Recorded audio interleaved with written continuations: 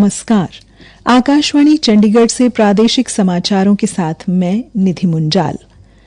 लोकसभा अध्यक्ष ओम बिरला ने कहा है कि उद्योग और वाणिज्य वर्ष 2047 तक भारत को पूर्ण विकसित राष्ट्र बनाने की भारतीय नेतृत्व की दृढ़ प्रतिबद्धता में महत्वपूर्ण स्थान रखते हैं।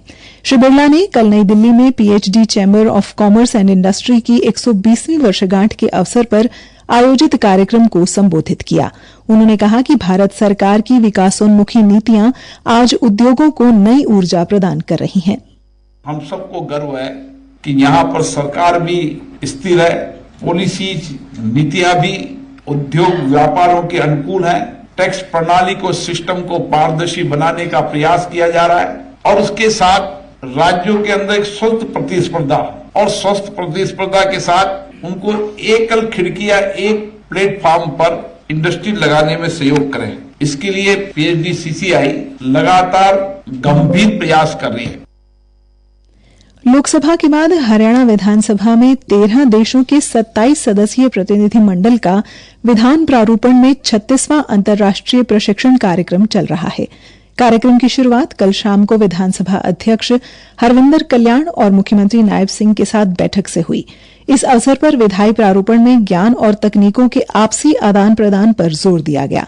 विधानसभा अध्यक्ष हरविंदर कल्याण ने कहा कि विधायी कार्य से जुड़े लोगों द्वारा एक दूसरे के साथ ज्ञान और अनुभव साझा करने से वैश्विक स्तर पर सामंजस्य बढ़ेगा और आपसी समन्वय से कानून का शासन मजबूत होगा। यह विश्व के सर्वांगीण विकास के लिए बहुत जरूरी है। इस अवसर पर कार्यक्रम निदेशक डॉक्टर के.एन. चतुर्वेदी और group leader Shri Alejandro Nicholas ने मुख्यमंत्री और विधानसभा अध्यक्ष को सम्मानित किया। मुख्यमंत्री और विधानसभा अध्यक्ष ने विदेशी प्रतिभागियों को स्मृति चिन्ह भी भेंट किए। विधानसभा अध्यक्ष हरविंदर कल्याण ने विश्वास व्यक्त किया कि इस प्रशिक्षण कार्यक्रम से प्रतिभागियों की कार्यकुशलता में वृद्धि होगी। इस दौरान उन्होंने हरियाणा विधानसभा में की जा रही सकारात्मक पहलों का भी जिक्र किया। राज्यसभा सांसद किरण चौधरी ने कहा कि भिवानी जिले के गांव देवसर मालावास और देवसर कोहाड़ के लिए करोड़ों रुपए की लागत से अलग से जलघर का निर्माण करवाया जाएगा। राज्यसभा सांसद ने कल अपने जनसंपर्क अभियान के दौरान इन गांवों में ग्रामीणों को संबोधित करते समय ये घोषणा की। उन्होंने कहा कि हल्का तो शाम में ग्रामीणों को समुचित पेयजल आपूर्ति के साथ साथ सभी मूलभूत सुविधाएं मुहैया करवाई जाएंगी। नागरिकों को किसी प्रकार की परेशानी नहीं आने दी जाएगी। जनसंपर्क अभियान के दौरान किरण चौधरी ने इन गांवों के अलावा केहरपुरा, टिटानी, हेतमपुरा, कैरू सहित कई गांवों का दौरा कर लोगों की समस्याएं सुनी। उन्होंने कहा कि जिन गांवों में पेयजल आपूर्ति के लिए बूस्टिंग स्टेशन या जलघर नहीं है या पाइपलाइन डाली जानी है, वहां पर ये सभी सुविधाएं उपलब्ध करवाई जाएंगी। वहीं मवेशियों के लिए नहर से पाइपलाइन द्वारा जोड़ों में पानी डलवाया जाएगा।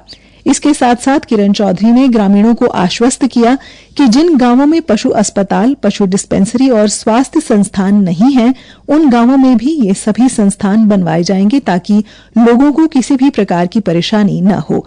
उन्होंने कहा कि ग्रामीण विकास के लिए पैसों की कोई कमी नहीं आने दी जाएगी। हरियाणा में नशों के खिलाफ जागरूक करने के उद्देश्य से चल रही साइक्लोथॉन को आज सुबह शिक्षा मंत्री महिपाल ढांडा ने पानीपत से करनाल के लिए रवाना किया। सोनीपत से चलकर मुरथल, लड़सोली, बड़ी, गन्नौर होते हुए कल शाम ये साइकिल यात्रा समालखा पहुंची थी। इससे पहले शिक्षा मंत्री ने माला पहनाकर और स्मृति चिन्ह भेंट कर साइक्लोथॉन में शामिल युवाओं को सम्मानित किया। शिक्षा मंत्री ने युवाओं को नशों से दूर रहने और दूसरों को भी नशा न करने देने की शपथ दिलवाई। शिक्षा मंत्री महिपाल ढांडा ने कहा कि नशा एक सामाजिक चुनौती है और इसे खत्म करने के लिए समाज के प्रत्येक व्यक्ति को आगे आना होगा। नशा मुक्ति की शुरुआत हमें अपने घर परिवार से करनी होगी, तभी समाज को नशा मुक्त बनाया जा सकेगा। उन्होंने कहा कि मुख्यमंत्री नायब सिंह सैनी द्वारा शुरू की गई ये साइक्लोथॉन 27 अप्रैल को सिरसा जिले के डबवाली में संपन्न होगी और पूरे प्रदेश में जन जागरण का माध्यम बनेगी। इस अवसर पर सभी ने नशों के विरुद्ध इस मुहिम को आगे बढ़ाने का संकल्प लिया। कार्यक्रम में उपायुक्त डॉक्टर वीरेंद्र दहिया, पुलिस अधीक्षक लोकेंद्र सिंह व अन्य प्रशासनिक अधिकारी भी मौजूद रहे। भारतीय निशानेबाज सुरुचि सिंह ने आईएसएसएफ विश्व कप 2025 लीमा में महिलाओं की 10 मीटर एयर पिस्टल स्पर्धा में स्वर्ण पदक जीतकर देश और प्रदेश को गौरवान्वित किया है। इसी के साथ ये समाचार बुलेटिन समाप्त हुआ। नमस्कार।